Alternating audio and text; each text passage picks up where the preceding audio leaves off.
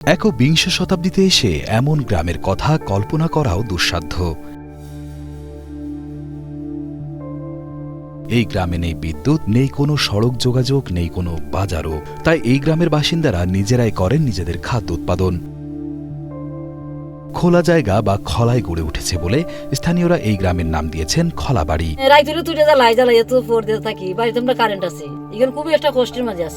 খড় ও বাঁশ দিয়ে মাটির এই ঘরে ঠাঁই মিলেছে কয়েকটি পরিবারের। বৃষ্টি, কালবৈশাখী, ঝড়, এমনকি প্রাণঘাতী বজ্রপাত সহ নানান প্রতিকূল পরিবেশকে মোকাবেলা করেই টিকে থাকতে হয় এসব পরিবারকে। বছরের ৮ মাস খোলা হাওড়ে বসবাস করে বোরো ধান আবাদ করেন তারা। জমি বর্গা নিয়ে চাষ করে জমির মালিককে নির্দিষ্ট পরিমাণ ফসল দিতে হয় তাদেরকে। গড় তো আমরা মাটির গড়, এর বাদে নেড়ার ছানি। হাওড়ের মাঝে আমরা খুব শান্তিতে থাকি আর ঠান্ডা থাকি আর শহর বন্দর ওইটা গরম আছে। সুনামগঞ্জ সদর উপজেলার মোল্লাপাড়া ইউনিয়নের দেখার হাওড়ে এই খলা বাড়ির অবস্থান। প্রতি বছর জেলার বিভিন্ন উপজেলা থেকে হাওড়ের এই স্থানে বসতি স্থাপন করেন কয়েকটি পরিবার। বাড়ির পুরুষ সদস্যরা ৮ মাস বোরো ধান রোপণ, রক্ষণাবেক্ষণ, কর্তন ও শুকানোর কাজে যুক্ত থাকেন। অন্যদিকে পরিবারের নারী সদস্যরা বাড়ির আঙিনায় শাকসবজির আবাদ, গবাদি পশু পালন, রান্নাবান্নার কাজ এবং জ্বালানি সংগ্রহ করেন। বৈশাখে নতুন ধান তুলে বাড়ি ফেরেন তারা। কোনো বছর লাভ, কোনো বছর যায় খালি ধান লইয়া। তুইবার তো যে খালি শুধু জানটা লইয়া। গরু আছে ৩টা। খাবার জন্য চাল, শাকসবজি, এমনকি রান্নার প্রায় সকল উপকরণ নিজেরাই উৎপাদন করেন। ছোট্ট কুড়ে ঘরের পেছনে তারা আবাদ করেছেন মরিচ সহ জীবন ধারণের জন্য প্রয়োজনীয় সকল শাকসবজি। ঘরের সামনের খোলা জায়গায় ধান মাড়াই, শুকানো সহ গোলায় তোলার আগ পর্যন্ত প্রক্রিয়াজাতকরণের সকল কার্যক্রম পরিচালিত হয়।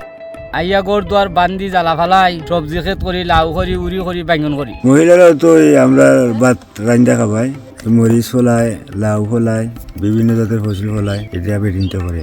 দোয়ারা বাজার উপজেলার পান্ডারগাঁও গ্রামের বাসিন্দা স্মৃতি রঞ্জন দাস কার্তিক মাসে পরিবার নিয়ে হাওড়ের এই পতিত জমিতে বাঁশ ও খড় দিয়ে মাটির ঘর বানিয়ে বসবাস করছেন।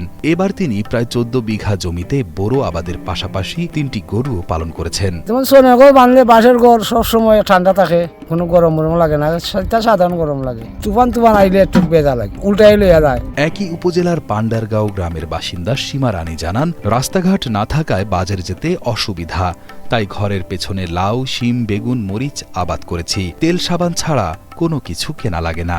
আমরা লাউ করছি, উড়ি করছি, বেগুন করছি, কাঁচা মরিচ করছি, যেগুলোই আমরা করছি, আমরা এগুলা বাজার থেকে না খাওয়া লাগে না।